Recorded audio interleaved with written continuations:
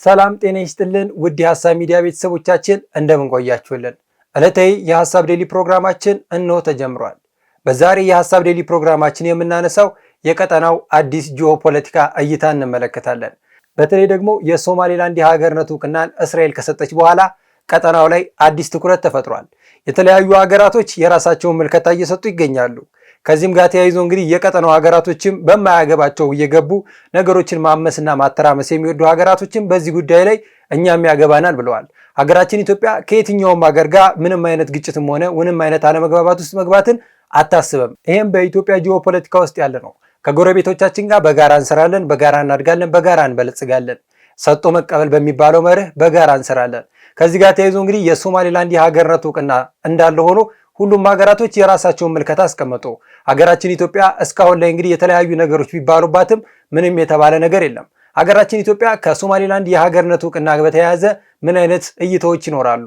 እነዚህ እውቅናዎች ደግሞ ከኢትዮጵያ ጋር ምን አይነት ጠቀሜታና ጉዳት ይኖራቸዋል የሚለውን በዛሬው ፕሮግራማችን የምንመለከት ይሆናል። እንደምናውቀው የሶማሌላንድ የሀገርነት እውቅና በቀዳሚነት እስራኤል ሰጠች። እስራኤል ከመስጠቷ ጋር ተያይዞ እንግዲህ በርካታ ሀገራቶች ተቃወሙ። በተለይ ደግሞ የቀጠናው ሀገራቶች እንደዚሁም ደግሞ ከቀጠናው ውጪ ቀጠናውን እኛ እናስተዳድረው እኛ ለቀጠናው ወሳኝ ነን የሚሉ ሀገራቶች የሶማሌላንድ የሀገርነት እውቅና አይሆንም ሲሉ ተመለከትን። ሶማሊያም ይህንን አይነት ሁኔታ አልቀበልም ስትል ለተለያዩ አካላቶች አቤቱታዋን አቀረበች። ይህንንም እንግዲህ የአፍሪካ ህብረት አይሆንም የሚለውን አዎንታ ተቀብሎታል። የሶማሌላንድ የሀገርነት እውቅና እስራኤል የሰጠችበት መንገድ ተገቢ አይደለም ሲል የአፍሪካ ህብረት ገለጸ። ከዚህ ጋር በተያያዘ እንግዲህ ትናንትና የአረብ ሊግ አስቸኳይ ስብሰባ ጠርቶ በዚህም የአረብ ሊግ ስብሰባ ላይ ለሶማሌላንድ የተሰጠው የሀገርነት እውቅና ተገቢ አይደለም ሲሉ ሁሉም ተቃወሙ። ነገር ግን ተጠባቂው ደግሞ የጸጥታው ምክር ቤት አዲሱ አስቸኳይ ስብሰባ ነው። ከዚህ ጋር በተያያዘ እንግዲህ የጸጥታው ምክር ቤት ምን አይነት ውሳኔ ያሳልፋል የሚለው አዲስና አጓጊ ሀሳብ ነው። ነገር ግን ሶማሌላንድ ከዚህ በፊት ሀገር ለመሆን የተለያዩ እንቅስቃሴዎችን ስታደርግ ነበረ። ሀገር ለመሆንም በቂ የሆነ ተክለሰውነትና ቁመና አላት። ይህንንም የምንለው ራሷ ሀገሪቷ የራሷ መገበያያ ገንዘብ አላት፣ የራሷ ወታደራዊ ኃይል አላት፣ የራሷ ፓርላማ አላት፣ የራሷ ህጋዊ ምርጫ ታደርጋለች፣ የራሷ ፓስፖርት አላት። አንድ ሀገር ሆኖ ለመቆም የሚያስፈልገውን ሶማሌላንድ በዚህ ደረጃ ታሟላለች። ታዲያ ለምንድን ነው የሶማሌላንድ የሀገርነት እውቅና የተለያዩ ሀገራቶች የሚቃወሙት? እንደው ሀሳቡን ስንመለከተው የራሳቸውን ወይንም ደግሞ የወዳጃቸው ሶማሌ ጥቅም ተነካ ብለው ነው። ነገር ግን በሶማሌላንድነት የሀገርነት እውቅና የሚጎዱት ነገር ይኖራል። ሀገራችን ኢትዮጵያስ ከዚህ ጉዳይ ጋር በተያያዘ ምን አይነት ምልከታዎች ይኖራታል የሚለውን እንመልከት። የሶማሌላንድ የሀገርነት እውቅና መሰጠቱን ተከትሎ ኢትዮጵያ አንጻራዊ ሁኔታዎችን እየተመለከተች ትገኛለች። እንደምናውቀው ሀገራችን ኢትዮጵያ ተለዋዋጭ ርዕዮተ ዓለምን የምትከተል ነች። በዚህ ተለዋዋጭ ርዕዮተ ዓለም ላይ እንግዲህ ከሁሉም ሀገራቶች ጋር በጋራ ትሰራለች፣ በጋራ ታድጋለች፣ በጋራ ወታደራዊና የተለያዩ ትብብሮችን ታደርጋለች። በኢኮኖሚ ዘርፍ፣ በፖለቲካ ዘርፍ፣ በተለያዩ በወታደራዊና በተለያዩ አቅሞች ዘርፍ ላይ ኢትዮጵያ ከተለያዩ የዓለም ሀገራቶች ጋር በዚህ አይነት ሂደት ትቀጥላለች። አሁንም እየቀጠለች ትገኛለች። ታዲያ ዛሬ ላይ እንግዲህ በርካቶች ኢትዮጵያ ለምን ዝምታን መረጠች የሚሉ ጥያቄ ያነሳሉ። ነገር ግን የቀጠናው ጂኦፖለቲካ በዚህ ውጥረት ባለበት ሁኔታ አንዳንድ ሀገራቶች ቀጠናው እንደሚያምሱትና ለቀጠናው ላይ ትልቅ ችግር እንደሆኑ ሀገራቶች ከመሬት ተነስተው የዚህን ሀገር የእውቅና ማንሳትም ሆነ እውቅናውን መደገፍ አልፈለገችም። ከዚህ ጋር እያይዘን የምናነሳው ኤርትራ ነው። ኤርትራ እንግዲህ በመግለጫ ወጣለች። በሶማሌላንድ የሀገርነት እውቅና ጋር በተያያዘ ባወጣችው መግለጫ የተባበሩት መንግስታት ድርጅት የጸጥታው ምክር ቤት ውሳኔ ሊያስተላልፍ ይገባል ትላለች። ነገር ግን ኤርትራ ይህንን ጉዳይ የምታነሳው ለሶማሌላንድ ወይንም ደግሞ ለማንም ለራሷ ጥቅም ተቆርቁሮ አይደለም። ኤርትራ ይህንንም ሀሳብ የምታነሳው ቀጠናው ላይ አዲስ ሀገር መምጣቱ የሶማሌላንድነት የሀገርነት እውቅና መሰጠቱ የእሷ ወዳጅ ወይንም ደግሞ የጋራ ከምትላት ከሶማሌ መለየቷ ትንሽ ቅር ቢላት ይመስላል። ለዚህም ነው የሶማሌላንድ የሀገርነት እውቅናን እንደ ኤርትራ አይነት ያሉ ሀገራቶች በቀጠናው ላይ ያልተረጋጋ ኢኮኖሚ፣ ያልተረጋጋ ጂኦፖለቲካ፣ ያልተረጋጋ ማህበራዊ ህይወት ባለባቸው ነገር ግን እንደ ኤርትራ ያሉ ሀገር ሆኖ ያልቆሙ ነገር ግን በዓለም አቀፍ ወይም ደግሞ በቀጠናው ጉዳይ ያገባናል የሚሉ ሀገራቶች አሁንም አዳዲስ ሀሳብ እያነሱ ይገኛሉ። ኢትዮጵያ የኢኮኖሚ ተጠቃሚነቷን ካረጋገጠች ከሁሉም ሀገራቶች ጋር ትሰራለች። በዚህም እንግዲህ ኢኮኖሚዋን ለማረጋገጥ ከሶማሊያም ከሶማሊላንድ ጋርም እንደዚሁም ከቀጠናው ካሉ ከእንደ ጅቡቲ የተመሳሰሉ ሀገራቶች ጋር እየሰራች ትገኛለች። እንዴት ከሁለቱ ጋር በጋራ መስራት ይቻላል? በተለይ ደግሞ አሁን ላይ ራሷን ችላ ራስ ገዝ ሆናና የሀገርነት እውቅና ለማግኘት ትልቅ የጂኦፖለቲካ እንቅስቃሴ የጀመረችው ሶማሊላንድና ሶማሌን ነው። ኢትዮጵያ ቅድም እንዳነሳውላችሁ ተለዋጭ በሆነ ርዕዮተ ዓለም የምትጓዝ ሀገር ነች። ከሶማሌ ጋር ቀድሞም ቢሆን ወዳጅ የሆነች ሀገር ነች። በጋራ ትሰራለች፣ በጋራ ትለማለች። አሁንም የተለያዩ ትብብር ስምምነቶች አሉ። እንደዚሁም ከሶማሌላንድ ጋር በተለይ ደግሞ በባህር በር ዙሪያ አዳዲስ ስምምነቶችን ባለፉት ጊዜያቶች ስንመለከት ነበረ። ከሁለቱም አካላቶች ጋር በጋራ የመስራት እንቅስቃሴዋን ነው የምትቀጥለው። እንደዚህ አይነት ሁኔታዎች ባሉበት ሁኔታዎች ላይ ኢትዮጵያ የቀጠናውን ትብብርና የቀጠናውን ሰላምና መረጋጋት ነው የምታመጣው። ሶማሌላንድ አሁን ባለችበት ሰላም አንጻራዊ ሰላም ስንመለከተው ቀጠናው ላይ ካሉ ሀገራቶች የተሻለ ሰላም አላት። ይህን ሰላሟን ደግሞ ማስቀጠል አለባት። ከሶማሌላንድ ጋር ኢትዮጵያ በወታደራዊ ሆኑ በሌሎች ነገሮች ትብብር ማድረግ ትችላለች። ምክንያቱም ኢትዮጵያ በቀጠናው ላይ ያሉትን ሰላምና መረጋጋቶች ለማምጣት በተለይ ደግሞ ሽብርተኛን ለመዋጋት በቀይ ባህር ላይ ያሉ አማጽያኖችንና አሸባሪዎችን ለመዋጋት ደግሞ እንደ ሶማሌላንድ ቀይ ባህር ላይ ያሉ ሀገራቶችን መጠቀም አስፈላጊ ነው። ይህን ስንጠቀም ደግሞ ሶማሌ ላይ የሰላም አስከባሪ የኢትዮጵያ ነው ያለው። የኢትዮጵያ ሰላም አስከባሪ አሁንም ሶማሌ ላይ ይሰራል። የሶማሊያ ሰላምና መረጋጋትን ለማምጣት ይሰራል። እንደዚህ አይነት እንቅስቃሴዎች በወታደራዊ እንቅስቃሴ ሲደገፉ ሁሉም ሀገራቶች በጋራ ይሰራሉ፣ በጋራ ይለማሉ። ሀገራችን ኢትዮጵያ ለምንድነው እውቅና ያልሰጠችው ወይንም ደግሞ ለምንድነው እስካሁን አይሆንም የሚለውንስ ምላሽ ያልሰጠችው? በሁለቱ አንድምታ መካከል ምን አይነት ሁኔታዎች አሉ?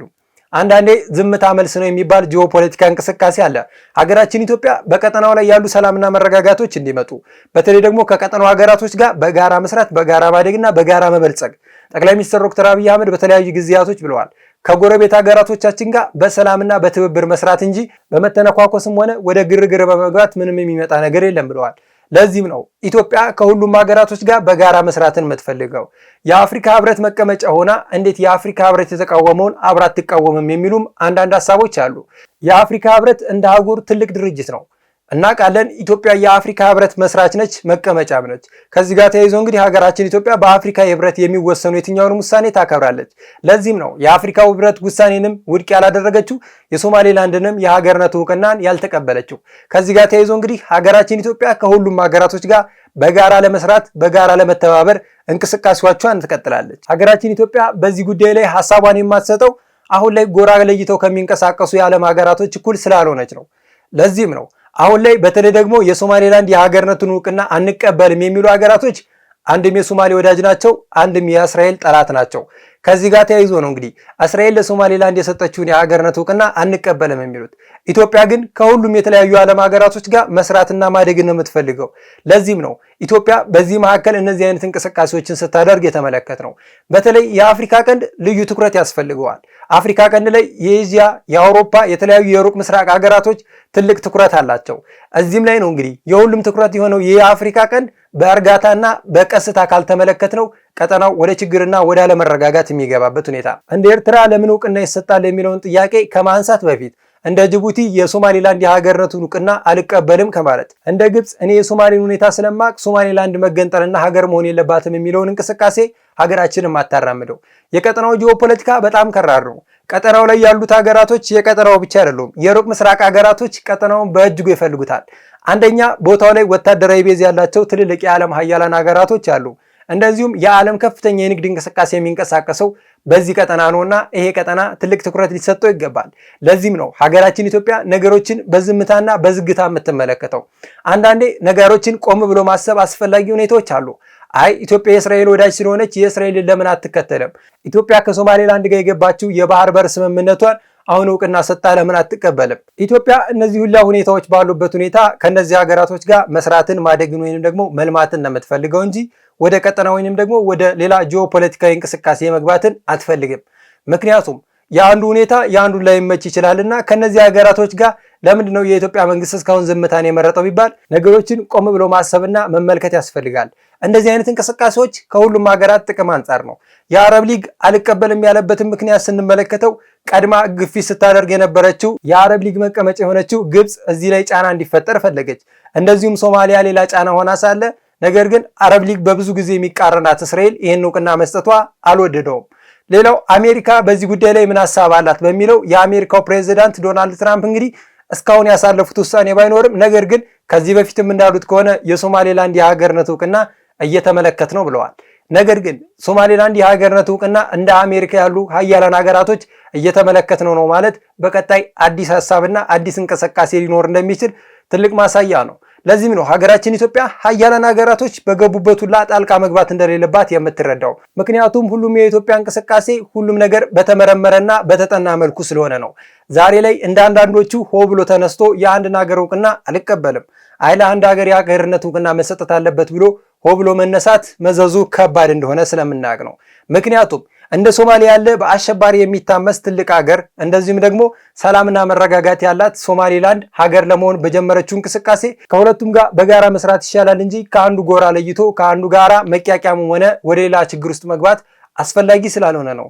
ነገር ግን የቀጠናው ጂኦፖለቲካ አዲስ እይታ እያመጣ ይገኛል። በአፍሪካ ቀንድ ብሎም በአፍሪካ አዲስ ሀገር ልትኖር ትችላለች። ይችም ሀገር እንግዲህ ሶማሌላንድ ነች። ሶማሌላንድ በአፍሪካም ብሎም በአፍሪካ ቀንድ የተሻለ ሰላማዊ እንቅስቃሴ ያለባት ሀገር ነች። ምርጫ ሰላማዊ ነው። የሀገሪቷ የሰላምና ደህንነት በጣም የተረጋገጠ ነው። ለዚህም ነው ሶማሌላንድ በአፍሪካ ተመራጭ የምትሆን ሀገር ሊያደርጋት የሚችለው። ነገር ግን ሀገር የምትሆነው ይህ ሁኔታ ከጸደቀና በተለያዩ የሀያላን ሀገራቶች እንደዚሁም የጸጥታው ምክር ቤት የሀገርነት እውቅና ከሰጠ በኋላ ነው። ነገር ግን ሀገራችን ኢትዮጵያ እስከዛሬ ዝምታን የመረጠችው የራሷ እንቅስቃሴ አለ። መንግስት የሚሄድባቸው አካሄዶች ትክክልና እርምጃውም ደግሞ በጥንቃቄ የተሞላበት ስለሆነ እስካሁን ከመንግስት በኩል ምንም ያልተባለው ሀገር በገደምዳሜ ወይንም ደግሞ ሀገር በጭፍን አትመራም።